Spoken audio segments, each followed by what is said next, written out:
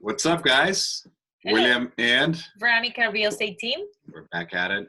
Anytime there's any kind of update that we feel that's valuable, we're going to do a quick video on it and share it out there. This one's a big one that just passed a couple of days ago, and we're hanging out with our really good friend and rockstar real estate attorney, Liz Barletta. From Ligris. Hi, how are you guys? Thank you, Liz, for joining us today. And Always she's hanging out. got, Of course. thank you. So some great information to share with us. So let's talk about it. Yeah, so the long-awaited new law, the bill has finally been signed by Governor Baker, something that we've been waiting for since this whole thing began, that we thought was going to be passed kind of instantly, but unfortunately it took a long time. And depending on who you talk to, I think there are definitely positives to the new law, but a lot of downsides to it as well. I think most people probably thought, like me, I thought what we were going to have was a remote closing bill, something that we could actually do the closing remotely, like maybe in a Zoom room like this, where you have digital documents that get e-signed and then e-notarized and then recorded. That's what I was hopeful for. I think a lot of people in the industry were hopeful of. But this is totally different. This is a virtual notarization bill. So the good part of that is that it gives notaries that are not attorneys, so Massachusetts notaries, the ability to act in this way as well. So they're able to notarize remotely for people that they encounter as well. But it's specific to attorneys for anything related to real estate and estate planning. So if you have obviously a closing, or if you have a will that needs to be signed, or a healthcare proxy, an attorney or a paralegal under the supervision of an attorney are the only notaries that can notarize those through the new law. But I can kind of go through. Go ahead. Oh, I was just going to say that, okay, let's stop right there. Just let's say for a buyer that's going into the transaction has no clue on the process itself and closing. So how would that benefit a new buyer? Yeah, so essentially what this bill does is it gives the ability to really conduct the closing in an environment like this, but because of how it's set up, there are a lot of extra steps. So it's helpful and beneficial to a buyer if they are either unfortunately sick or they don't feel comfortable leaving their home. This bill can give them the option of still closing. But like I said, there's added nuances that are a little bit more, make it a little bit more tricky. One in particular is that if you don't have a tech-savvy buyer or tech-savvy seller, whoever you're working with, this isn't necessarily an easy kind of endeavor. Like having a virtual interaction with a client may not be possible, or they just may not be able to understand how that works. So that's a challenge. But presuming you have someone who's tech savvy enough to feel comfortable with it, the other difficulty with the new bill is that everything is still paper-based. So what that means is we have to either trust their client has a really good printer and will print the whole closing package the right way, which we probably wouldn't do. So what that means is then we have to overnight the closing package to the client. They'll come to a Zoom room like this with me. I'll walk them through the closing package. I'll visually watch them sign. They'll have to get their driver's license and show me in the video the front and the back of the driver's license. Then they'll send me a copy of that, which I have to retain for 10 years. After they've signed everything, then they have to get it back to me either by courier or another overnight mailing. The next day, when I get the package, I have to go and call them in another Zoom call and say, are these the documents that you signed yesterday in that video conference? Once they acknowledge yes, then I can notarize. So as you can imagine, like when you have a tight turn time in closing, or you have a seller who needs funding, if everything's kind of potentially delayed a day or two for the mailing back and forth, that's not going to really be that helpful.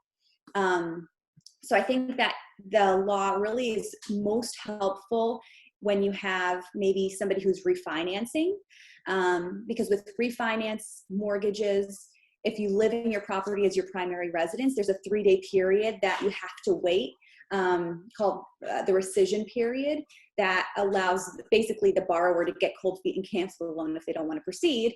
So during that 3-day time, we have time to get any documents back. So in that situation, nothing would really be delayed.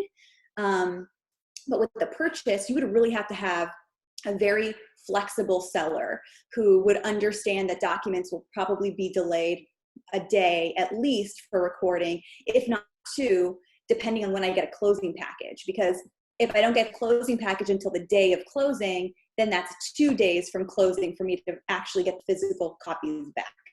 Wow. Does that make sense? Yeah, It does make sense. that makes was a sense. good visual. Yep.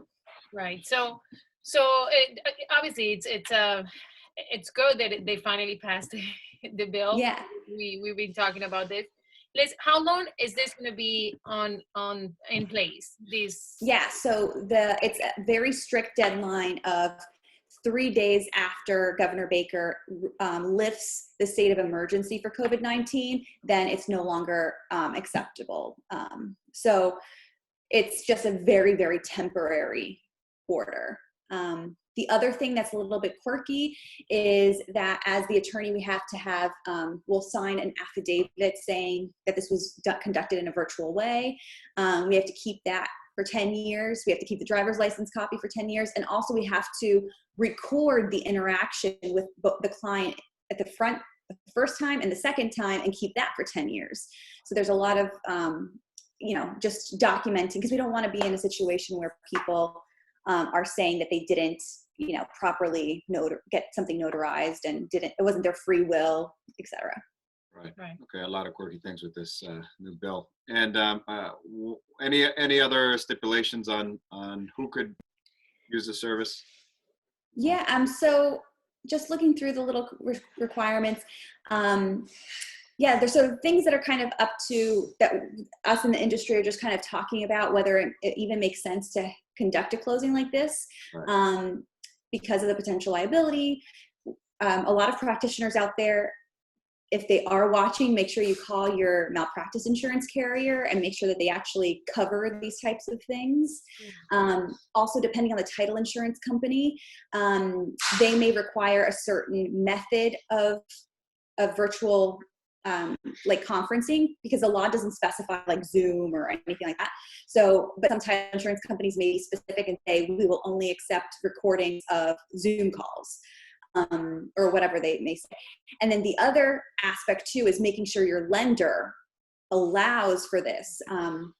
There's been chatter amongst the attorneys in this industry, and a lot of people, I haven't heard of one lender yet that is accepting this kind of notarization. Oh. So I think it was early, it's just been passed. So maybe they just started trying to get used to the idea.